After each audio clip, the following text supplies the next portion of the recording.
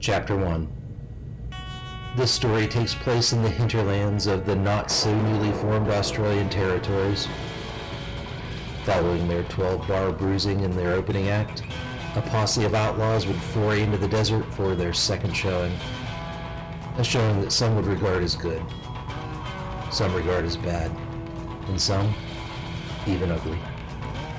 The evil Redditors call it the devil. Broderick Smith, he calls it Eyes Like the Sky.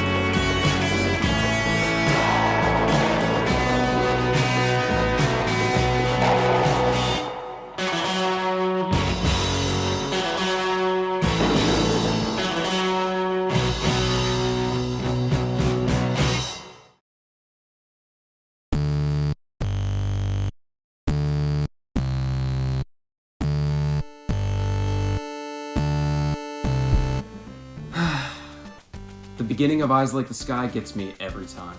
But it didn't always. When I was going through King Gizzard's albums originally, Eyes Like the Sky just always eluded me. I would go, listen to the first song of the album, and think, Eyes Like the Sky is pretty good. And then 30 seconds later, I just think at first, I didn't think it was gonna be my thing. Like, here's the reaction that most people have when there's spoken word narration in their songs.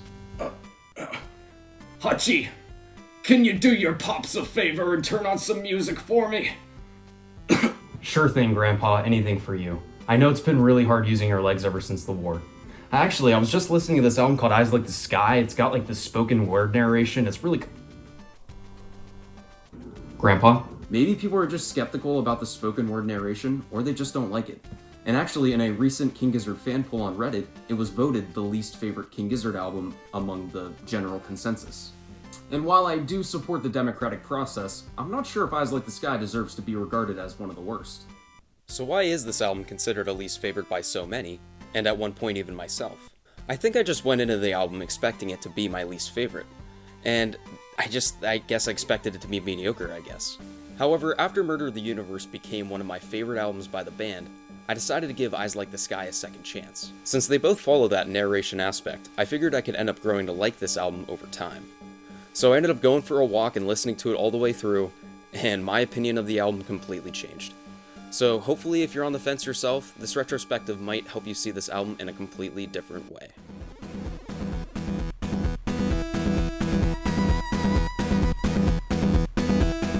But before we can discuss Eyes Like the Sky, we have to talk about where they were before. In the early 2010s, the band was just putting the finishing touches on their very first album, 12-Bar Bruise. 12-Bar Bruise is reminiscent to the sound that was found on some of their earlier work like Willoughby's Beach and the collection of older songs found on Teenage Gizzard. Very raw and garage rock heavy. The only exception comes with track number 6, Sam Cherry's Last Shot. The search was continued. Featuring the legend himself, Broderick Smith. Broderick Smith actually has a history of being a rocker himself, and is also the father of band member Ambrose Smith. While a neat song, it feels slightly out of place along with the other songs in this album, and apparently King Gizzard Reddit agrees. Following the recording of Sam Cherry's Last Shot, along with Broderick Smith, the band would end up playing an off-the-cuff rendition of the song to a tiny crowd of locals. This got Stu thinking about doing an entire album based on this concept. Broderick was down to write and do the narration, and thus Stu, Lucas, and Cavs would go to Stu's parents' garage and record 2 tracks immediately. You can even hear dogs barking and Stu's dad banging on a hacksaw outside, which just goes along with the raw vibe of some of these early King Gizzard songs.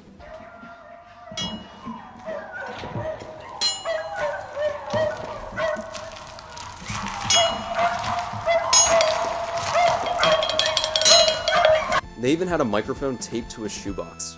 They sent the recordings to Broderick and he sent back chapter 1 of Eyes Like the Sky with audio from his webcam. The album then came together very quickly and King Gizzard's second LP was finished.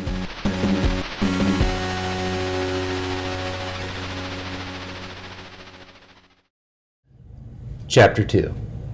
With pistols in their holsters and horses at their steed, the outlaws made their way into the Greenhouse Heat Valley. They had their calendars so they knew the date. 22nd of February, year of our Lord, 2013.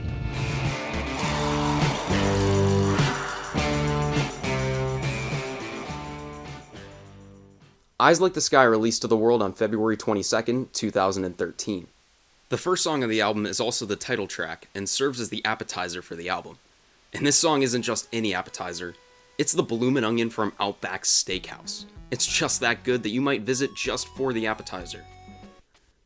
This story takes place in the American Western frontier right before the Civil War, and we are introduced to the mysterious Eyes Like the Sky. Basically, this dude is a total badass. People piss their pants at even the thought of him. However, Year of Our Lord up next takes us to the past to June 12, 1854. The guitar riff throughout this song is just so catchy, and the moment when Broderick says, 12th of June, Year of Our Lord, 1854. It just gives me chills. Also, this song really gives me Mystery Jack vibes.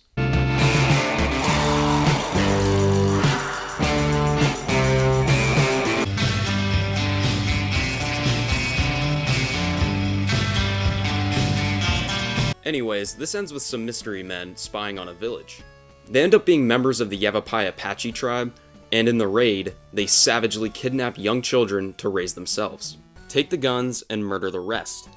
Among the children abducted is young Miguel O'Brien. He's got these blue eyes. Some would even say they are like the sky. Oh.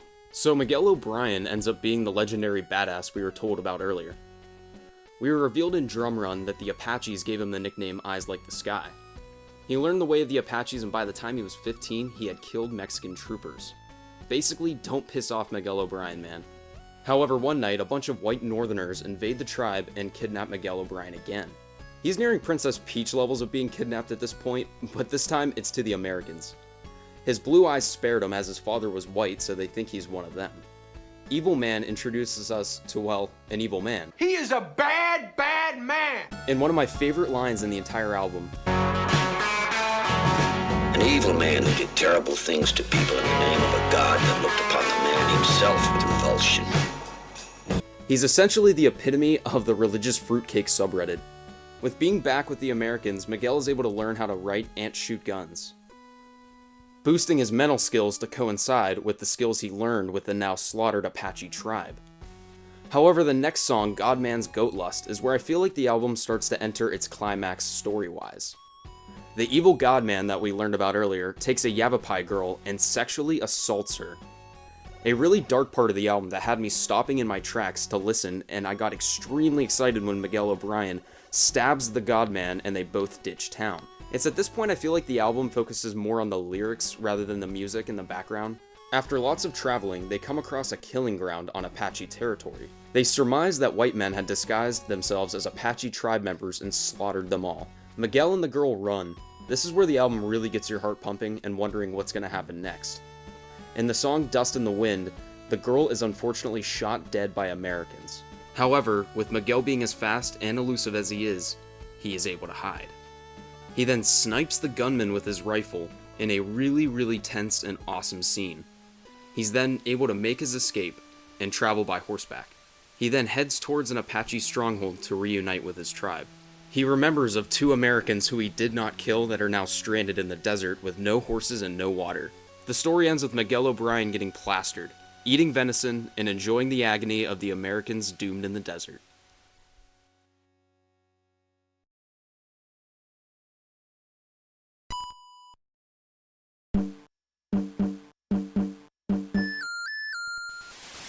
So that's the story of Eyes Like the Sky. The fact this story is able to tell so much in 27 minutes is just amazing. It doesn't wear out its welcome, and it's a really good listening experience. While I think the album is at its best when listened to in its entirety in order, there are a few individual songs that I keep in my constant rotation.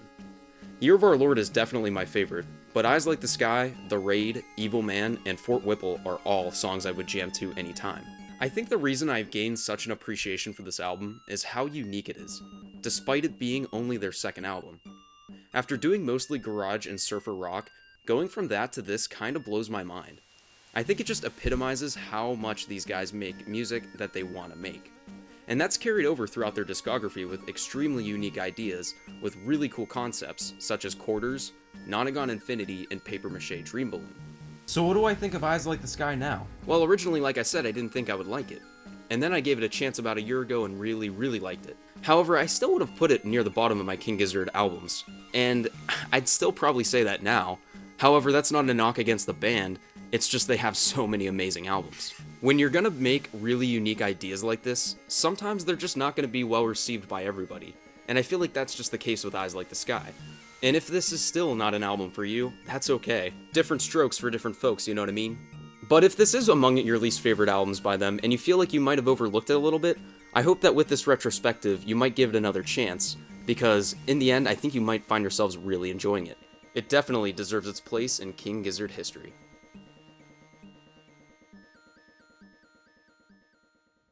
So will we ever see another album like Eyes Like the Sky? Murder of the Universe is the only album to release since then that features narration as the focal point. Say what you will about the narration, but the music in this album is insane, and I'd love if they went back to an Old West sound for another album. Hey, I mean, Red Dead Redemption got a sequel, and considering that the first game was a huge inspiration for Stu to make this album as well, who knows? Or at least just telling another story in an album. I love when they do that. Infest the Rat's Nest, Polygon of Wonderland, I love albums that have storylines throughout, and I'd really like to see them do that again. Also, I would really love if some of these songs got added to the concert set lists. I know that a lot of them probably wouldn't be as good without the narration, but they have still done some Murder of the Universe songs even when Leah Sr. isn't there. I just think songs like The Raid and Year of Our Lord could be amazing additions to a concert set list, and maybe we'll see it at some point. But anyway, what do you think of the album? Is it one of your least favorite albums, or do you really enjoy it? I would love to hear what you guys think, as this is definitely one of the more polarizing albums in their discography. Anyways, thanks everyone so much for watching. Hope you enjoyed the video, and I'm hoping that this isn't the last time that King Gizzard visits the Old West.